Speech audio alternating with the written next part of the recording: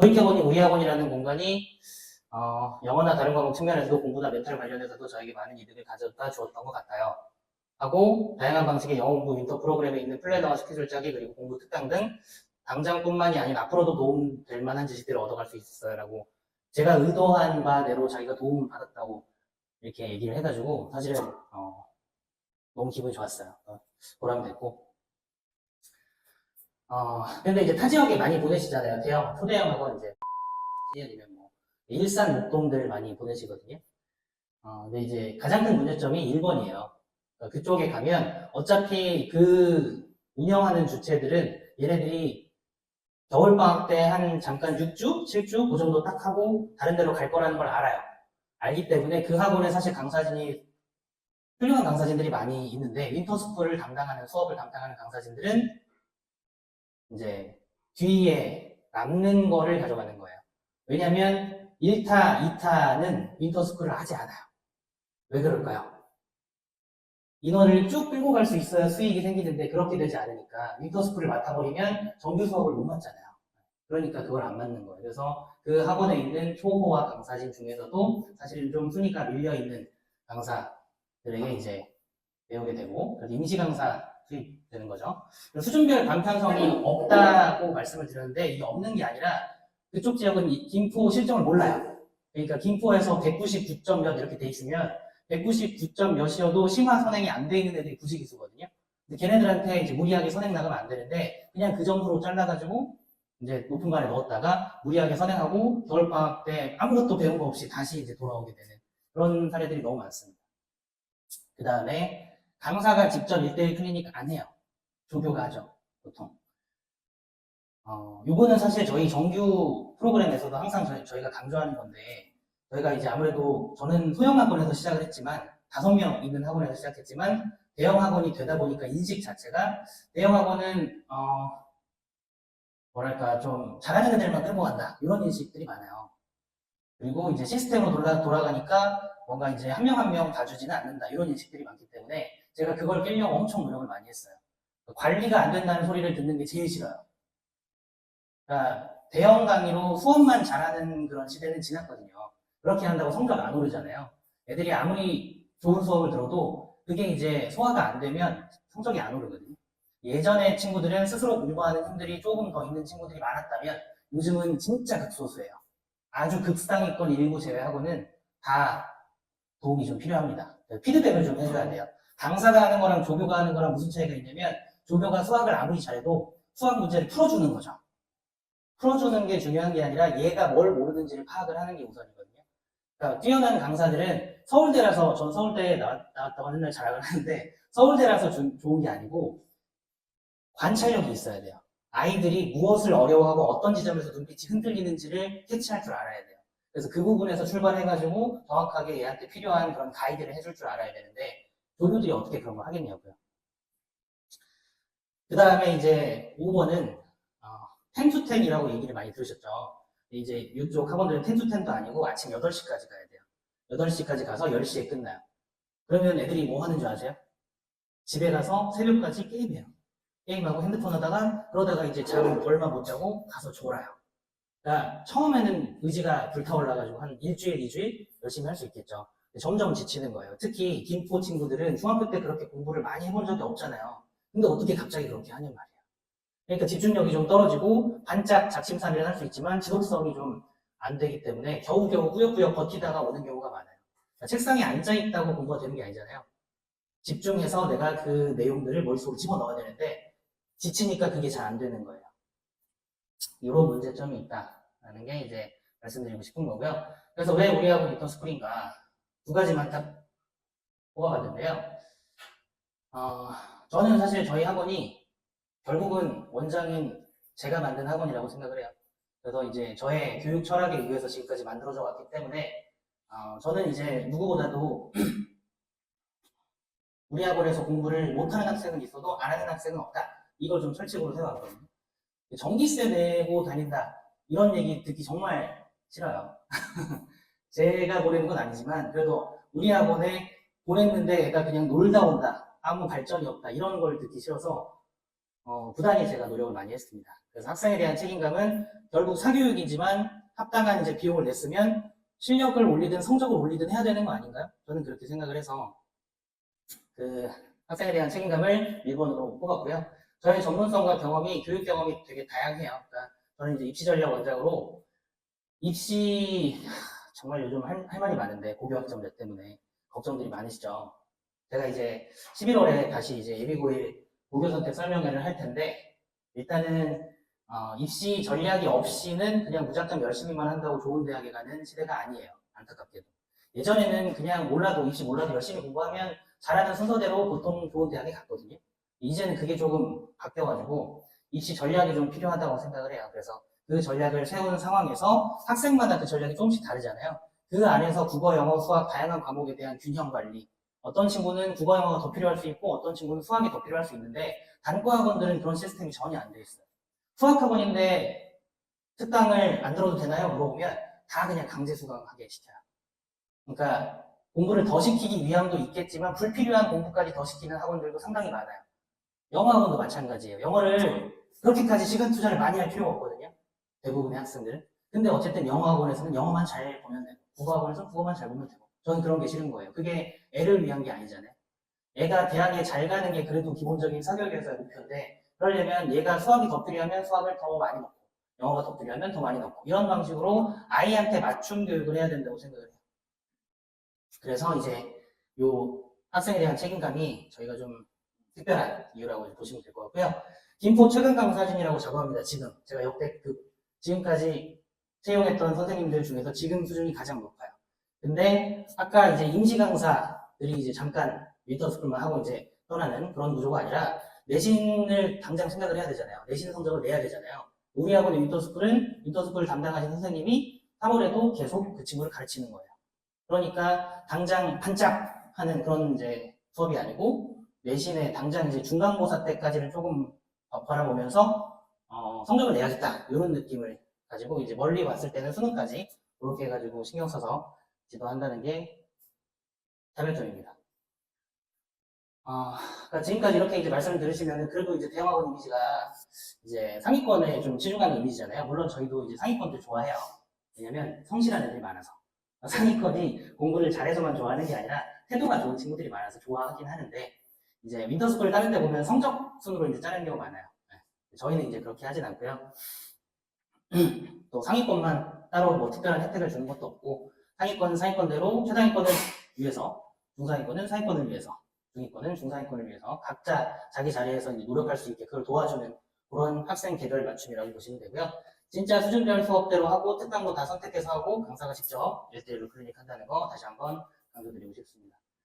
저희가 아까 앞에 나왔던 친구는 최상위권 친구였어요. 최상위권 친구였고 앞에 나왔던 후기는 이 친구는 이제 윈터스쿨 올해 윈터스쿨 수강하다가 조교들이 블랙리스트를 썼어요. 블랙리스트 4명 중에서 그 중에 파란색이 특히 요주의 인물이었는데 파란색으로 칠해졌던 친구예요. 그래서 이제 윈터스쿨에 이제 낙오될 위기에 처했다가 뭐 의자가 불편하다 막 이런 얘기를 하고 이제 자기가 이제 안 하고 싶어 하길래 제가 상담을 했어요. 따로 한 달 정도 한 다음에 따로 이제 그런 계획은 어떻게 되냐 이렇게 물어보고 하니까 자기가 스스로도 별 계획이 없었던 거예요. 그리고 이제 이 친구의 장점은 뭐냐면 이렇게 차근차근 얘기를 해주면 잘 받아들여요. 그래서 윈터스쿨 낙오 위기에서 벗어나서 끝까지 완주를 했고요.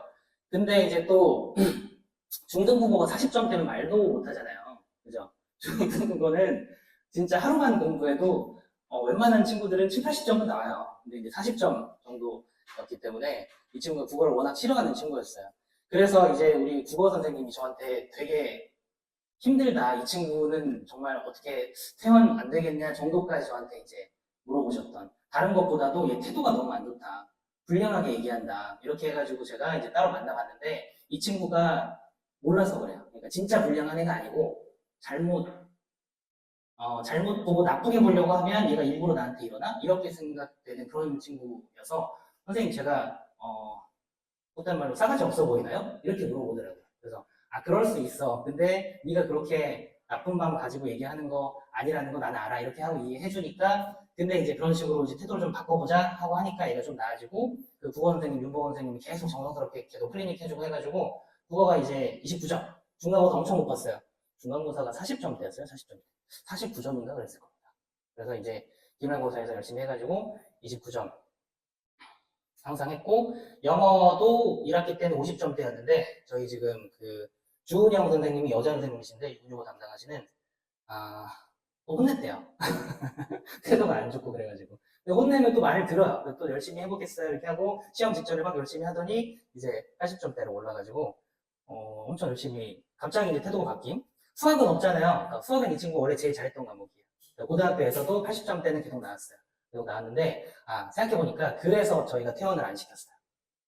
국어 너무 불성실하고 이제 얘가 태도가 안 좋다 그래서 수학도 그러나요? 그러니까 저희 교직원 단톡방이 있거든요. 그러니까 한 학생이 여러 과목을 들으면 이 과목에 대해서 어떤지 다른 과목은 어떤지 물어보는 톡방이 있어요. 물어봤더니 수학은 되게 성실하게 잘 합니다. 처음부터 그랬어요. 이렇게 얘기를 하시더라고요. 저희 이제 홍진태 선생님이. 그래서 그러면 이제 따로 상담을 해봐야겠다. 상담해보니까 얘가 그런 뭐 나쁜 마음이 있어서 그런 건 아닌 것 같아서 가능성이 있어 보여서 좀 이렇게 데리고 시켰더니 나머지 과목들이 오른 사례예요. 그러니까 포기하지 않고 이제 가능성을 좀 믿어주면 이렇게 이제 변화하는 그런 친구도 있고, 어제 수학 어떠냐고 또 다시 물어보니까 수업도 없는데 와가지고 한 3시간 공부하다 갔대요.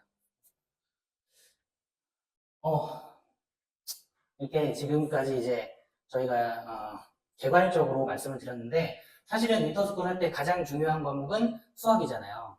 그러니까 수학이 저희가 수준별로 많이 나눠져 있고 복잡하고 하기 때문에 수학만 저희 이제 수학과 담당하시는 부원장님이 이제 정규 수업하고 특강에 대해서 잠깐 설명을 좀 먼저 해드리고, 그 다음에 저희가 이제 그 윈터스쿨 시간표 소개해 드릴게요.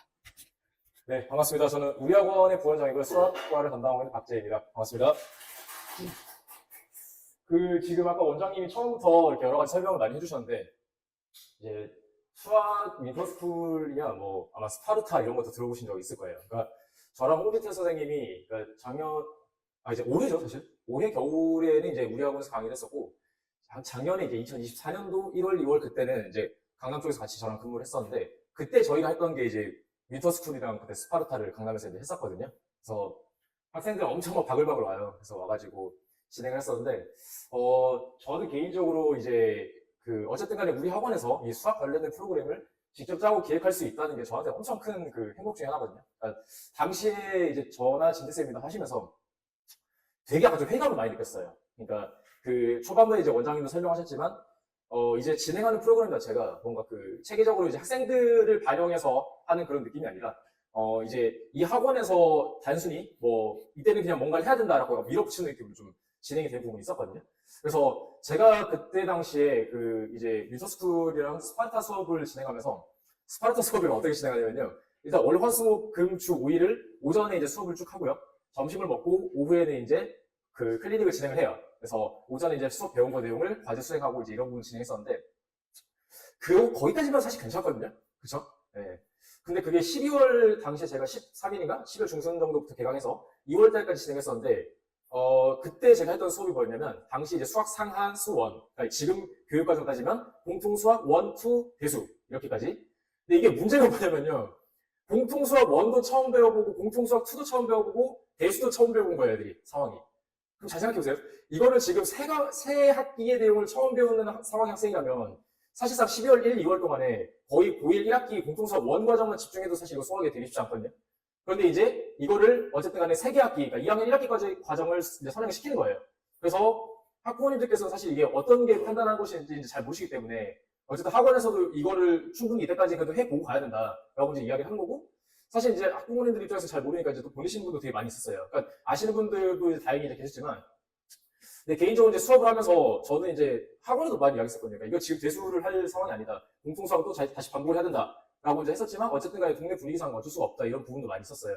그래서 당시 이제 과정이 끝나갈 무렵에 학부모님들께서 저한테 감사의 통을 보내시는데 뭐라고 하셨냐면, 선생님 정말 다행이에요. 이번 방학 동안에 대수까지, 당시 수험까지 보고할 수 있어서 다행이에요. 그런 거예요. 저는 그게 다행이 아니라 얼마나 이 불행한 사태가 펼쳐질 것인지 눈앞에 보이는데, 약간 뭐랄까 가르치는 사람 입장에서도 너무 마음에 안 들었어요. 그러니까 이 진행을 하면서.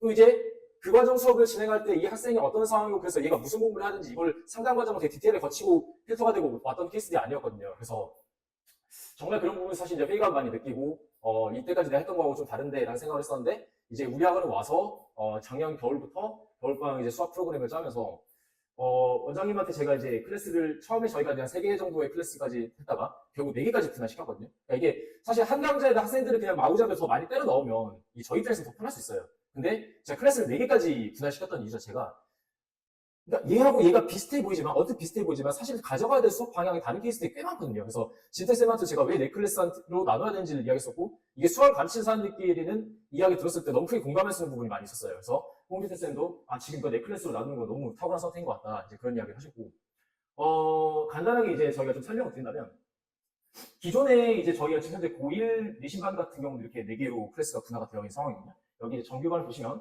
탑티어반, 심화, A, B, 그 다음 원리 지금 이렇게 구성이 되어 있잖아요. 사실상 지난 겨울방학 같은 경우는 1번 정도에 속하는 수업을 따라갈 학생들이 없었어요. 예, 처음에 저희가 이제 제대로 수업을 시작하다 보니까 그 정도의 영향이 학생들이 많이 없었고 거의 2번, 3번, 4번 조합으로 이제 저희가 진행했었거든요. 그래서 근데 이제 1년 동안 어쨌든 간에 이렇게 우리 학원에서 열심히 우리 미래의 자원들 육성한 결과 지금 이 1번 라인업까지의 훌륭한 인재들이 지금 많이 좀 탄생을 하고 있어요. 그래서 지금 이번에는 겨울방학부터 아예 이렇게 총 4가지 강좌를 지금 구성을 했고요. 1번 먼저 탑티어반, 여기 정규반 기준 먼저 말씀드릴게요. 1번 탑티어반이 이제 수업 같은 경우 공수 1, 2 심화 과정으로 나갈 건데, 이게 어떤 반의 지금 성격이냐면요. 기존에 공수 1, 2를 어느 정도 꽤 돌고, 그 다음에 대수나 미적분 1 정도까지도 돈 학생들이 있을 거예요. 실제 저희 지금 제가 진행하고 있는 수업이 미적분 1 수업을 지금 진행하고 있는 반이 있거든요. 그래서 해당된 학생들 같은 경우에 학부모님들께서도 물어보시더라고요. 그러면 11월까지 미적분 1을 진행하면 12월부터는 미적분 2를 진행하나요? 이렇게 이제 많이 물어보셨어요. 그게 아니에요. 미적분 2 같은 경우 물론 고등학교 3학년 때 배운 거고 선행으로 빨리빨리 했을 때 좋을 수도 있는데 가장 중요한 건 뭐냐면요. 12월부터 2월까지 3개월은요. 우리 아이가 미적 2까지 봤다라고 해도 무조건 고1 과정만 돌아야 돼요.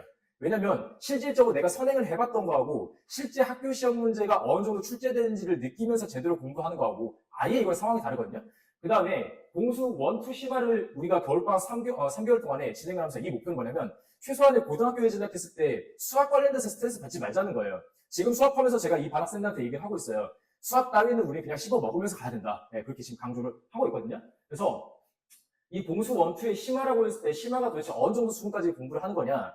쉽게 말씀드리면 모의고사 기출 문제도 있죠. 모의고사 기출 문제에 보면 4점짜리 고난도 문항, 그 다음에 가장 어려운 최고난도 문항까지가 있어요. 거의 그 수업까지 다 다룬다고 보시면 돼요. 자, 그 이유가 뭐냐면 이 지역, 이제 이 주변에 있는 학교들 중에 수학 난이도가 가장 어려운 학교를 따진다면 장기고를 꼽을 수 있을 거예요.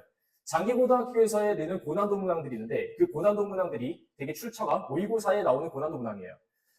이렇게 말씀드리면 될 것 같은데 솔토고등학교도 모의고사 고난도 문항 쓰고요. 장기고도 쓰거든요. 근데 솔토고는 조금 더 많이 어려워지고 있긴 한데 솔토고는 그래도 한 4점짜리 중상급 정도까지 된다면 장기고는 도대체 최상 문제까지 왜 이렇게 다 긁고 오는 거지? 약간 느낌의 문제들이 있어요.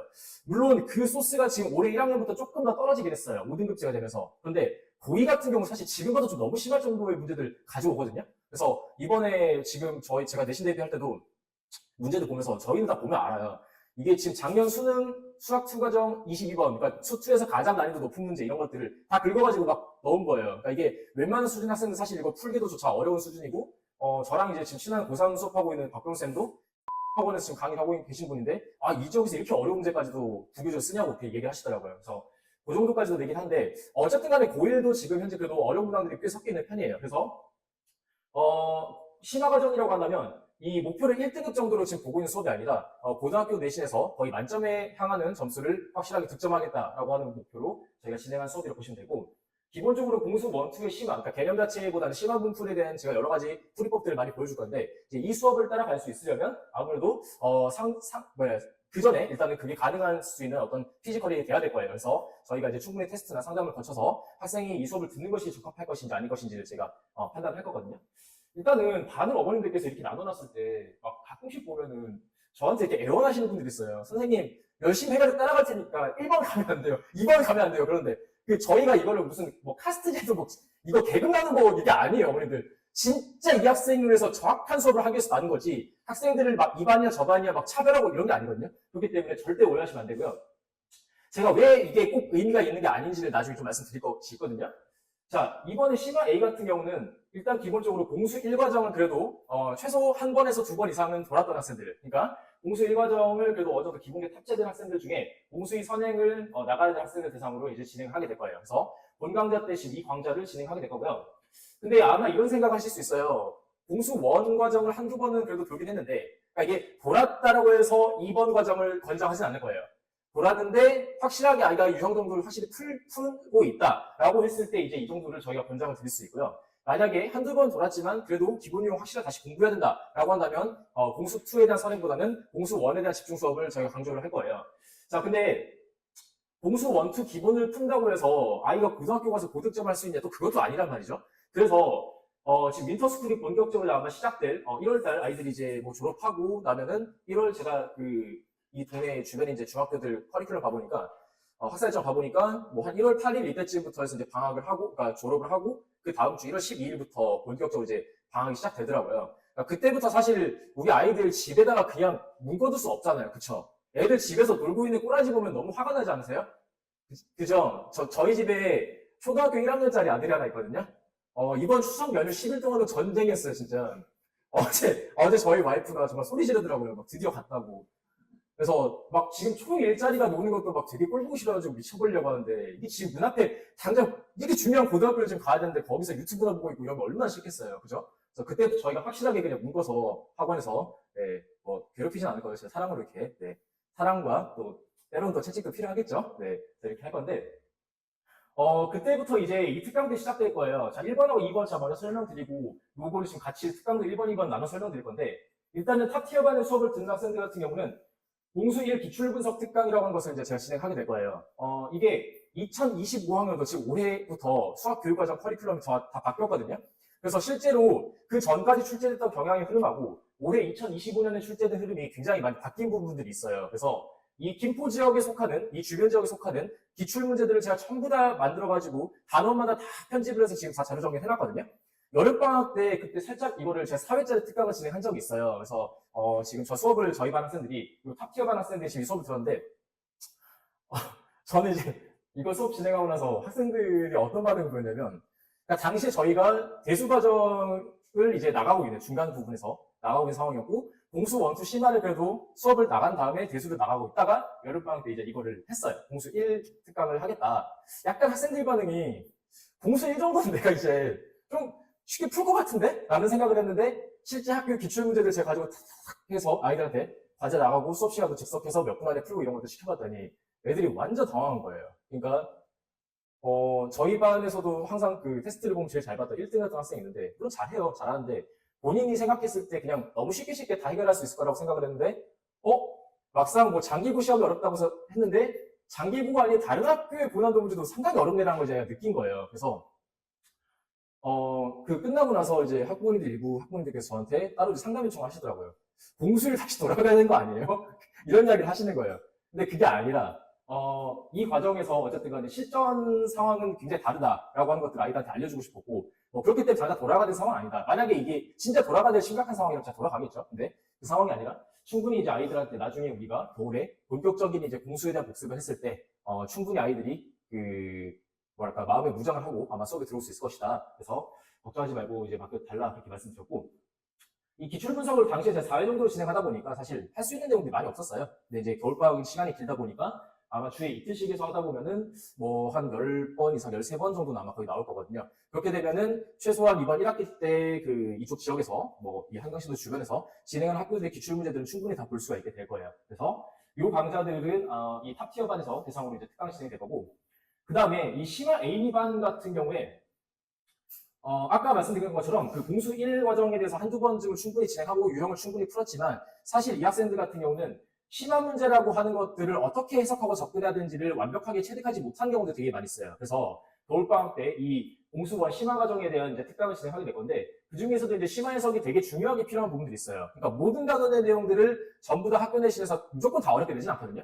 반드시 그 어렵게 출제되는 단원도 있기 때문에 그 핵심되는 단원들을 중심으로 해서 이 학생들은 여기서 이제 같이 진행하게 될 거예요. 물론 이 공수 2 기본 과정에 대한 정규반을 들으면서 공수 1 기출 분석 특강을 진행하는 학생들도 있을 거예요. 그러니까 이 학생들 같은 경우는 이제 어떤 사례냐면, 2번 정도를 사실 진행을 공수원을 돌았는데 되게 역량이 뛰어난 학생인 거예요. 그래서 실제적으로 이미 심화 과정에 대한 개념들이 꽤 탑재가 된 사례들이 있긴 하거든요. 그래서 이런 학생들 같은 경우는 심화 유형을 따로따로 분석하는 것보다는 바로 실전형 문제를 갖다가 투입해서 진행해도 된다라고 저희가 판단했을 때 이렇게 이제 진행을 하게 돼요. 그래서 이게 이제 제가 지난 겨울방학 때 진행했던 교재거든요. 공통수학일 고난도 기출 N제라고 되는데 이거 속상하네요. 어머니도 실물이 더 낫잖아요. 그쵸? 이거 약간 한 85년도에 나오는 강시 약간 그런 느낌이 들어요.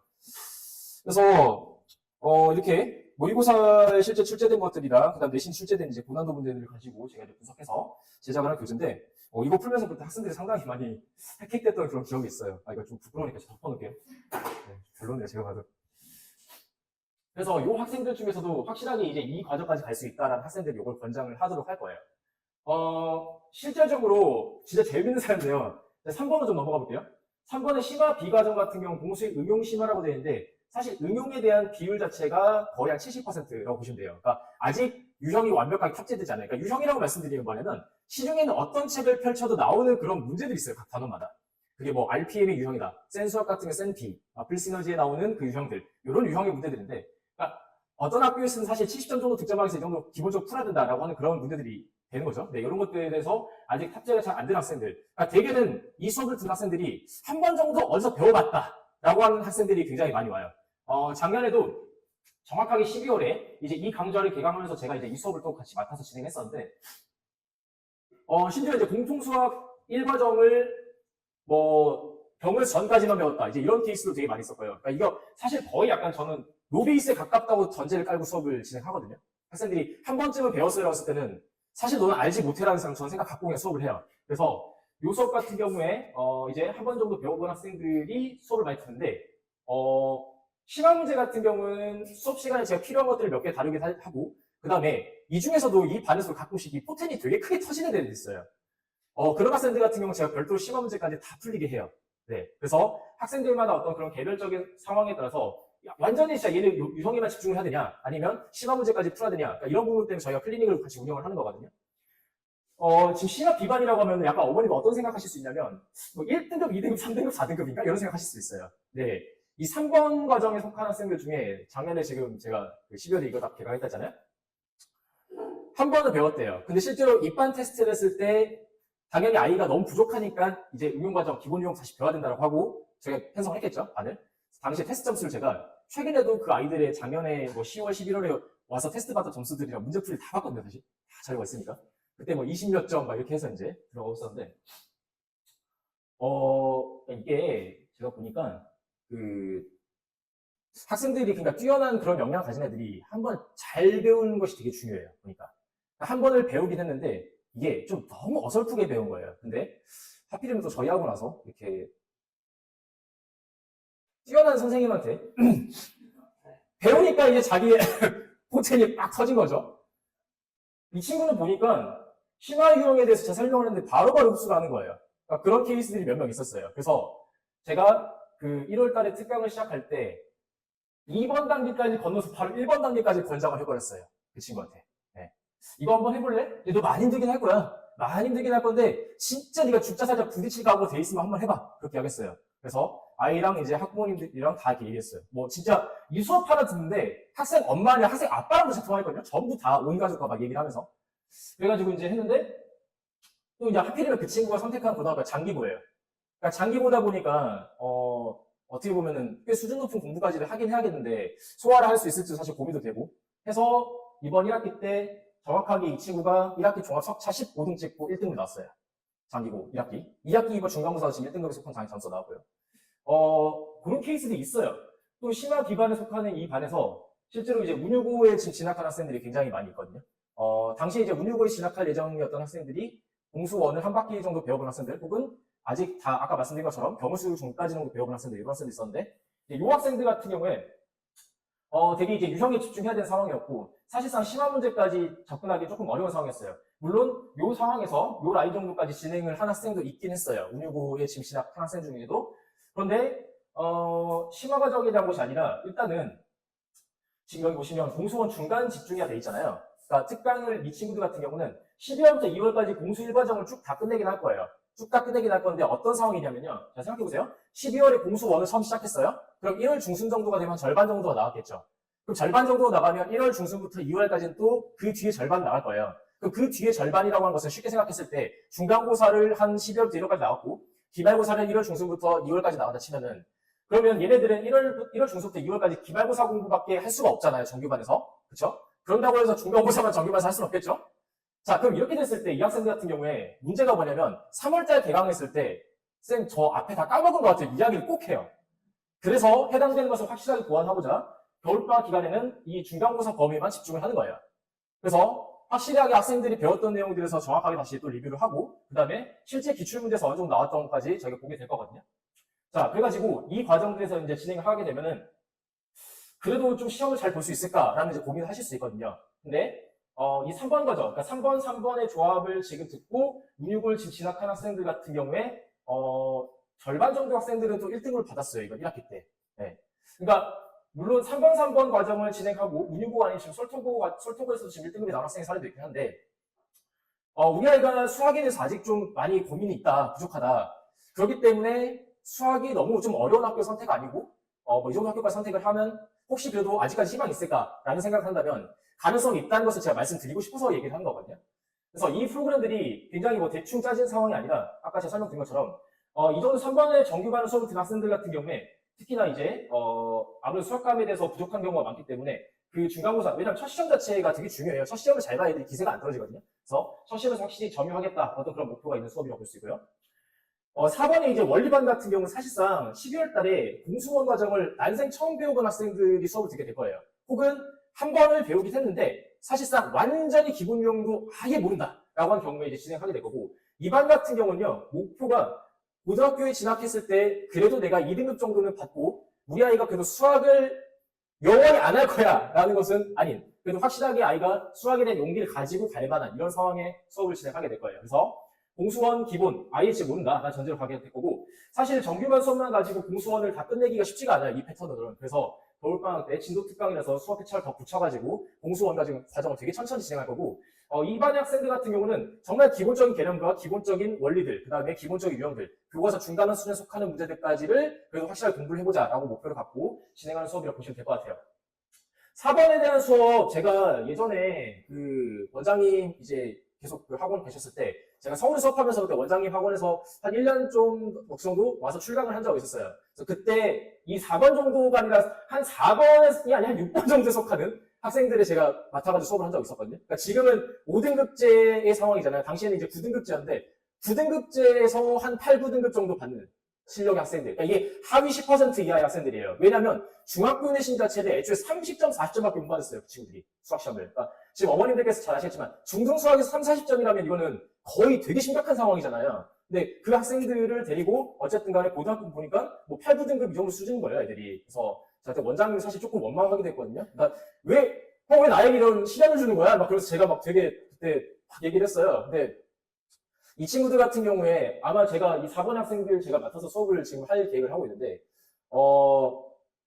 이거를 맞췄냐 틀렸냐 이게 지금 중요한 게 아니에요. 이 친구들은 앞으로 수학을 꾸준히 가져갈 만한 어떤 그런 환경을 만들어주는 거, 되게 사소한 거에도 얘네들은 큰 영향을 받거든요. 기본적으로 누군가한테 좋은 피드백을 받아본 적이 없는 경우가 많아요. 그렇기 때문에 반대로 저렇게 지금 뭐 서울대 나오고 수능도 만점 받았다고 하는 선생님이 가르쳐주는데 야 너 이거 잘한다, 너 이거 우리 이렇게 해보자 라고 했을 때 긍정적 피드백이 굉장히 커질 수 있는 경우가 있거든요. 근데 어머님 절대 이 반이라고 해서 나쁘게 생각하시면 안 돼요. 실제로 역사를 지금 이번에 저희 학생이 하나 했어요. 작년에 여기서 딱 시작했어요. 시작해가지고 겨울방학 과정 요거 거치고 저희가 2월달이 되면은 3월달 이제 내신 수업을 들을 반을 새로 개편을 또 테스트를 해서 진행을 하거든요. 여기서 시작해가지고 테스트를 봐가지고 심화 A반까지 올라간 학생이 있어요. 근데 그 심화 A반으로서 이 친구가 이번 1학기 종합 1등을 나왔어요. 수학. 네. 솔직하게 말씀드릴게요. 장기고는 아니고요. 운율고거든요.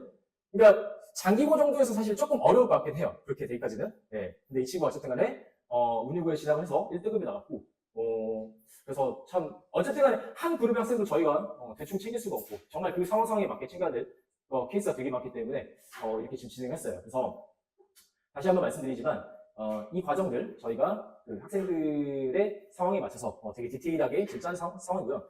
물론 이럴 수도 있습니다. 우리 아이 사실 지금 수학 천재예요. 이제는 확통 미적 투 정도를 배워야 돼요. 혹은 공수 원투 심화는 그냥 수업을 듣고 특강으로 기출분석까지는 아니고 그냥 별도로 대수나 미적 선행 특강을 들을 수는 없을까요? 라고 궁금해하실 분도 있을 거예요. 네, 다 있어요. 수업이 다 갖춰져 있기 때문에 단지 학생에게 이것이 듣는 것이 적합한지 아닌 것인지에 대해서만 저희가 정확하게 말씀드릴 거거든요. 그래서 지금 어쨌든 간 공수 1의 완전 기본부터 심지어 미적분, 의문반까지 전부 다 지금 세팅이 되어 있는 상황이기 때문에 아이들 적극적으로 저희 상담을 해주시면 저희가 좋은 수업으로 안내를 해드리도록 할게요. 네, 저는 수학 여기까지 진행하도록 할 거고요. 나머지 프로그램 저희 원장님이 또 말씀드릴게요. 감사합니다. 이 한 페이지로 상당히 많은 시간이 지금죠. 엄청 복잡하시죠? 이런 학원이 없어요. 이게 학원이 되게 귀찮고 힘든 일이에요. 그러니까 저는 상담하면서 이게 사실은 상식적인 건데 어떤 얘기들을 많이 듣냐면 6개월 지나면 그 다음에 뭐 해요? 뭐 해요? 로드맵을 자꾸 물어보세요. 근데 저는 모른다고 합니다. 왜냐면 우리가 진도는 나갈 수 있지만 성취도를 꼼꼼히 신경을 쓰긴 하지만 그래도 안 되는 애들은 안 되잖아요. 안 되는데 억지로 그 반에 끌어가지고 선행을 다 하면 나중에 다 무너지거든요. 그거를 저희가 알기 때문에 해주세요라고 하는 거를 저희가 해드리면 편하잖아요. 돈도 벌고. 그러니까 저희가 지금 돈을 못 버는 건 아닌데 그렇다고 해서 그렇게 안 해줘 가면서 굳이 이제 어머님들을 쫓아내가면서 할 필요는 없잖아요. 근데 저희는 그렇게 해요. 왜냐면 그게 아이를 위한 길이니까요. 그러니까 저희가 그래도 전문가잖아요. 지금까지 수많은 교육 경험이 있고 얘를 이렇게 가르치면 안 된다는 확신이 있는데 근데 부모님들은 사실은 주변에서 들은 정보를 가지고 얘는 어디까지 선행을 해야 된다 이런 얘기를 저희한테 하시는 거거든요. 그래서 사실은 저희가 그걸 안 들어줘요. 복잡할 필요가 없는 게 저희가 다 정해드립니다. 이걸 설명을 다 해드리긴 했지만 얘가 여기로 갈 수도 있고 얘가 이렇게 갈 수도 있고 이렇게 갈 수도 있고 이제 다양하게 갈 수 있어요. 근데 이렇게는 가기 힘들겠죠. 그러니까 보통 이제 자기가 여기서 잘하면 이 정도 간다고 생각하시면 되고요. 그 과정은 다 정해져 있고 우리가 이제 테스트를 중간중간 항상 하기 때문에 아이들을 직접 클리닉까지 해서 관찰하기 때문에 정확하게 판단해서 얘가 할 수 있겠다 싶으면은 하고 할 수 없겠다 하면은 안 합니다. 그래서 그거는 저희가 정해드리니까 저희가 이제 이렇게 좀 세심하게 짰다는 거 정도만 알아주시면 될 것 같고요. 이게 특이한 사항이에요. 이거를 어떻게 뭐 그래서 어떻게 하겠어요? 이렇게 할 수가 없고 아까 이제 요 얘기를 했었던 거 이 차이입니다. 저희가 지금 이 수준별로 간편을 한 거는 되게 정교하게 짜여져 있고 학생 맞춤형이에요. 그래서 그 다음에 이제 시간표를 보시면은 잘 안 보이는데 시간표도 타입을 3개로 나눠놨고 그 안에서도 선택을 할 수 있게 해놨어요. 이게 이제 육각형 인재형 최상위권입니다. 육각형 인재를 요즘 입시에서는 원해요. 그러니까 수학을 뭐 150점 맞고 국어를 50점 맞으면 떨어집니다. 수학은 어차피 100점밖에 못 맞잖아요. 그러니까 적당히 다 90점 맞는 친구가 입시에 유리해요. 그렇기 때문에 이제 육각형 인재는 어떻게 한 거냐면 일단은 수학 요거는 이제 특강 내용에 따라서 시간표가 정규랑 수학이랑 바뀔 수도 있어요. 수준별로 다 나눠져 있기 때문에 정규 수업하고 수학 특강 이제 필수로 듣고요. 국어 특강까지는 필수로 듣는데 영어 특강은 선택이에요. 왜냐면 요 정도 최상위권은 중학교 때 영어가 웬만큼 잘 돼 있는 경우가 많거든요. 그래서 영어가 좀 잘 돼 있다면 영어를 빼고 뭘 하냐면 과학을 합니다. 과학을. 그런 식으로 해서 이제 국어, 영어, 수학, 과학을 골고루 하고 수학 특강은 당연히 이제 보통 탑티어 아니면 심화 A반에서 이제 수업을 듣겠죠. 이런 친구들이 이제 육각형 인재형이라고 보시면 되고요. 나머지 자기주도 학습 시간이 조금 적을 수는 있는데 저희가 수업 끝나고 다 테스트가 있거나 클리닉이 있거나 소화하는 과정이 있어요.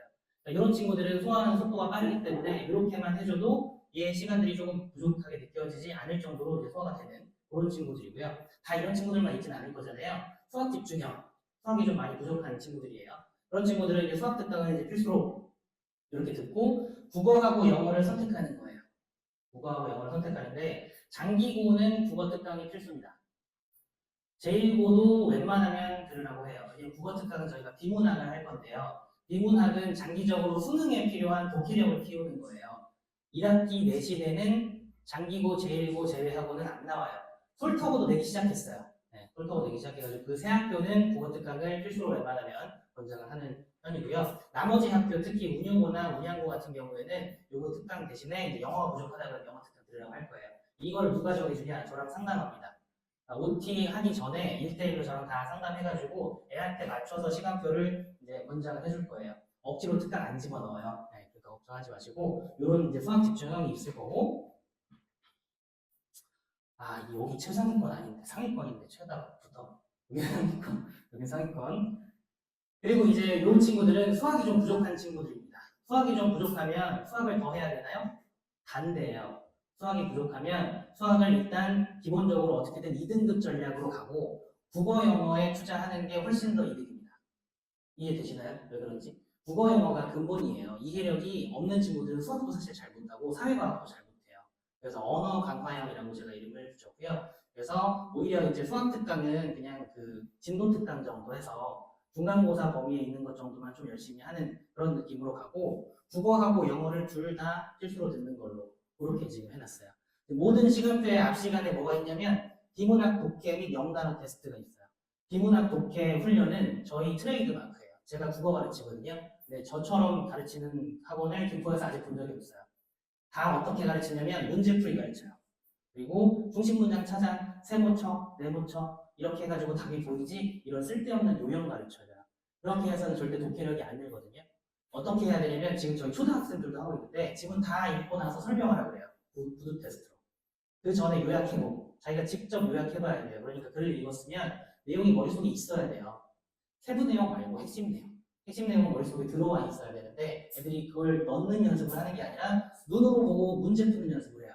그러니까 고1, 고2 때까지는 점수가 웬만큼 나오다가도 고3 때 툭 떨어져요. 아예 다른 시험이에요.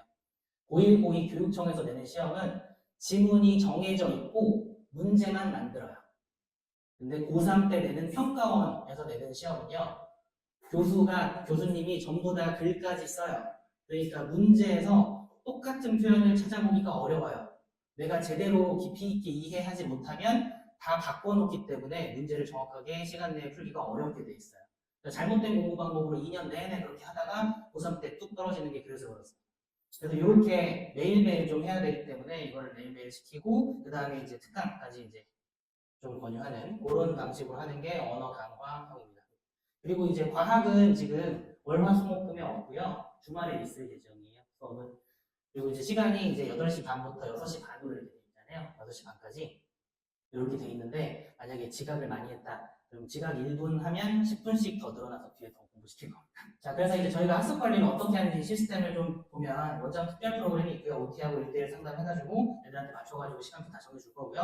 그리고 진로 적성 검사를 좀 할 거예요. 입시가 좀 이상하게 변해가지고 진로를 빨리 안 정하면 좀 불리하게 돼 있어요. 그러니까 진로를 정해서 못 바꾸는 건 아니기 때문에 일단은 정하고 그거에 따라 선택 과목이 다 나오거든요. 선택 과목 고르는 애들 또 고민을 많이 해야 돼요. 그래서 미리 그냥 진로 적성 검사 해가지고 이만큼 나오면 그냥 이거 정하자 해가지고 정해서 그거에 맞게 선택 과목까지 하는 걸로 그렇게 하고, 재학생들 대상으로 학생 대상으로 입시 설명회 할 거예요. 그러니까 저희가 지금 학부모님 대상으로만 하는 것처럼 보이지만 매년 재원생 입시 설명회를 하거든요. 근데 고등학교 가기 전에 동기부여하기 가장 좋은 것 중에 하나가 입시 이렇게 돼 있어 하고 먼 것 같은 미래를 좀 당겨와서 알려주는 거예요. 너네 당장 중간고사 때부터 점수가 찍혀. 최선을 다해야 돼, 중간고사 때까지. 그렇게 해서 최대한 올리고 이런 방향으로 이제 학생부 교과가 있고 종합이 있고 이러니까 열심히 해보자 해서 알려줄 거고, 그리고 실질적인 애들이 이제 생기부 관리도 하긴 해야 되거든요. 내신 성적이 1번인데 내신은 다 끝난 다음에 혹은 내신과 내신 중간에 그 수행평가할 때 그때 이제 생기부 관리를 해줘야 돼요.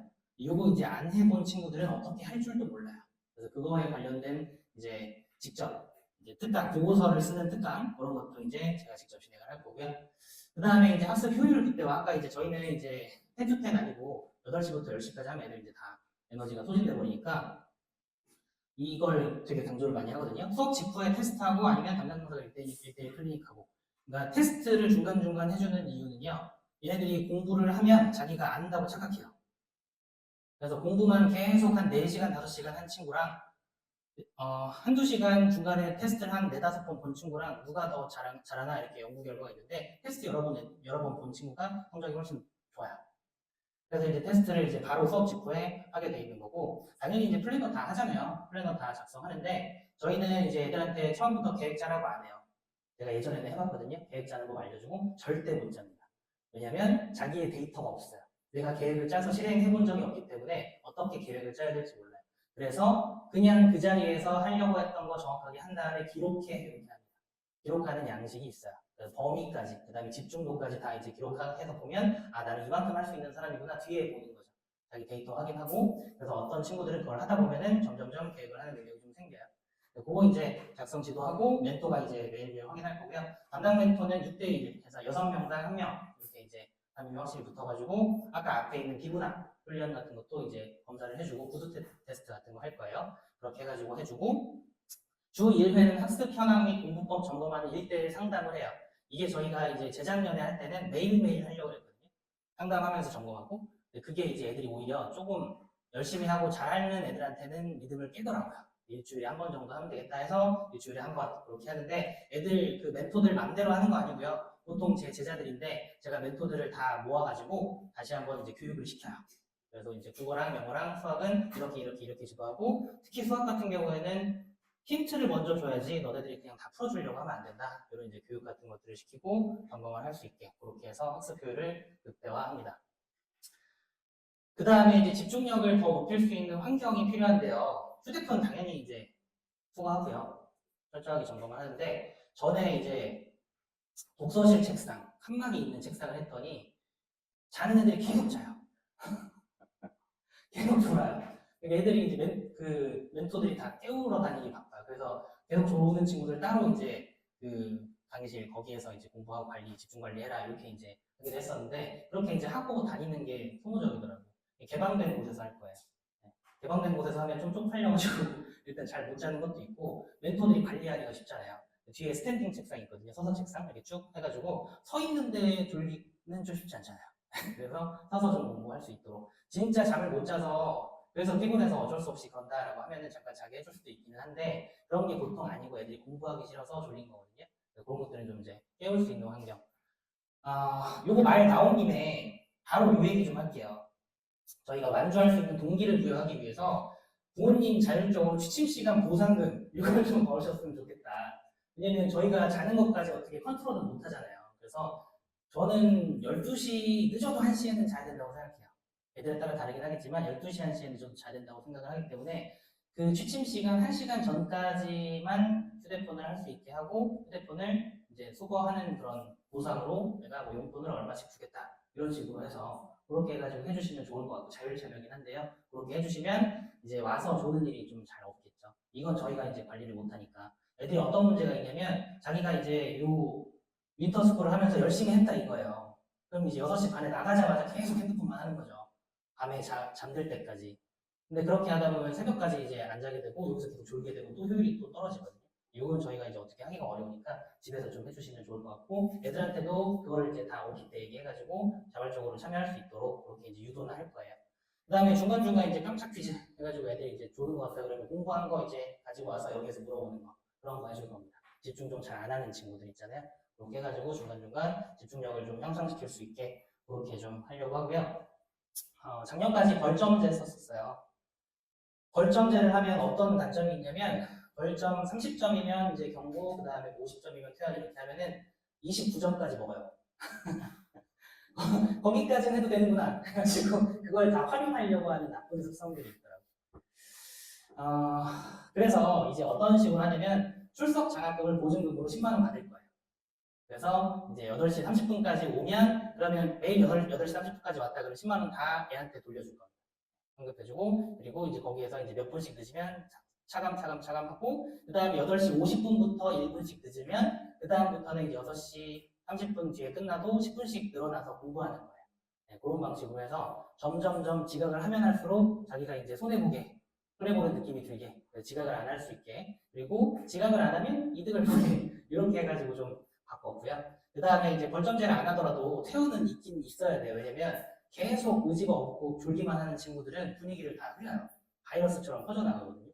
그래서 이제 그 멘토가 그날 2번 정도 경고를 했다 그러면 저한테 보고를 하게 될 거고 저랑 상담을 해서 제가 최대한 이제 어떻게 문제가 있는지 확인을 해보는 그런 과정을 좀 거친 다음에 그 다음에 이제 그게 이제 상담이 연이어서 됐는데도 교정이 좀 잘 안 된다라고 할 때만 부득이하게 이제 퇴원 조치를 할 거고 웬만하면 끌고 갈 거예요. 얘네들이 이제 퇴원당하려고 온 거 아니잖아요. 작년에 한 명 퇴원시켜봤는데 기분이 별로 안 좋더라고요. 왜냐면 그 친구가 퇴원당하고 기분 좋아했어요. 와 이제 인수 안 해도 된다 이래가지고 좋아해가지고 그냥 좀 답답하더라고요. 그러니까 저는 좀 시키고 싶었는데 근데 운이고 가서 수학 1등급 나왔나? 네, 생각났습니다. 수학 1등급 나왔어요. 뺀질뺀질 해가지고 제가 별로 이제 안 될 거라고 생각했는데 운이고 시험이 좀 쉽다 보니까 그리고 자신감 있게 풀고 하니까 근데 고등학교 가서는 또 열심히 하더라고요. 학교 선택이 그래도 중요한 것 같아요. 그 친구가 자기 갔으면 완전 망했을 거예요. 자, 아무튼 그렇게 이제 자발적인 참여를 좀 유도해가지고 계속 완주할 수 있게 그런 동기부여를 하는 시스템까지 저희가 마련을 해놨습니다. 중요한 건 이제 월수강료입니다. 네, 저희가 국영수는 다 이제 필수로 듣는 걸로 그렇게 했어요. 작년까지는 윈터스쿨을 하는데 다른 학원 다녀도 돼라고 했거든요. 다른 학원 다녀도 돼라고 한 건 왜 그러냐면 제 신념이 애한테 좋은 걸 내가 줄 수 없으면 더 좋은 거 줄 수 있는 다른 데로 가는 게 낫지. 이래서 그랬던 거예요. 그러니까 애가 선택한 거니까 다른 거 해도 내가 관리해줘야지 이렇게 했는데 어떤 문제가 있냐면 예를 들면 국어, 제가 국어 전문이니까 국어 공부하고 다른 학원 가가지고 유명한 학원 있어요. 동물 이름의 학원 있는데 그 학원 가가지고 왔는데 비문학을 문제풀이만 시키는 거예요. 근데 거기에서 이제 애한테 제가 상담하면서 이거 잘못된 거야, 너 이렇게 해야 돼 할 수 없잖아요. 어차피 우리 학원 안 다니는데. 그러니까 그거를 코칭을 해주는 게 이제 의미가 없어지더라고요. 첫 번째 문제는 그거였고, 두 번째는 작년까지는 영어는 제가 관리를 안 했어요. 영어생도 같이 채용을 하긴 했지만 이제 제가 관리 안 하고 영어 책임자가 따로 있었고, 그래서 이제 시스템도 제가 마음에 안 드는 부분이 있었지만 그걸 이제 얘기를 해도 잘 이제 안 먹히고 했었는데, 지금은 제가 최초로 국영수가 모두 다 저 혼자 결정할 수 있는 권한이 생겼고 제가 장악을 할 수 있기 때문에 선생님의 이제 퀄리티라든지 이런 부분들 자신 있어서 국영수는 이제 다 필수로 해야 윈터스쿨의 효과가 나기 때문에 이건 필수입니다. 네. 그렇게 해서 이제 수학 특강은 보통 이제 수학은 좀 해야 되니까 요거는 수학 특강은 하나 했을 때 이제 한 달 기준이고요. 저희가 한 달 반 정도 되잖아요. 그러니까 요거에서 이제 한 달은 24만 원이면 나머지는 한 12만 원 이렇게 생각하시면 될 것 같아요. 그렇게 해서 이제 한 달 기준으로 했을 때 사수 기준으로 했을 때 125만 원이 필수 수강료고 선택은 과학은 이제 선택해서 28만 원, 국어 영어 특강은 각각 12만 원 이렇게 됐고 멘토 인건비는 그래도 저희가 월급 줘야 되니까 그렇게 하고 출석 장학금은 이제 직업 없으면 전에 환급되는 돈이에요. 아이들한테 줄 겁니다. 점심 식비는 작년에 8천 원이었던 것 같은데 좀 올랐을지 모르니까 제가 9천 원 이내로 이제 일단 적어놨고요. 원장 인건비는 안 받겠습니다. 그냥 아이들을 잘 이렇게 키워서 보내기 위해서 안 받고 하겠습니다. 준비 정말 많이 했어요. 저는 진짜로 그걸 보람으로 살거든요. 돈 많이 벌고 싶어요. 그러니까 돈을 많이 벌고 싶은 게 뭐냐면, 물론 이제 우리 처자식을 잘 먹여 살리고 싶은 마음도 있긴 하지만, 진짜로 제대로 교육하고 싶은 마음이 커요. 그러니까 학원이 크면 클수록 저도 몰랐던 상업적인 방법들이 너무 많더라고요. 그러니까 돈을 버는 건 사교육이니까 나쁘다고 생각하지 않는데, 아이들의 미래를 희생시켜가면서 돈을 버는 그런 집들을 많이 하더라고요. 특히 대형 학원들에서. 저는 그런 대형 학원을 이기고 싶어요. 네. 그래서 그런 마음으로 제가 이제 계속 고민하면서 다른 거 뭐 베끼고 이런 거 하나도 없이 해보고 요거보다 더 좋은 거, 요거보다 더 좋은 거, 지금 선생님보다 더 좋은 선생님 자꾸 이렇게 개선해가면서 지금은 제 역량으로서는 최선의 윈터스쿨을 만들었으니까요. 믿고 맡겨주시면 저희가 책임감 가지고 잘 가르쳐 보도록 하겠습니다. 지금까지 들어주셔서 감사합니다.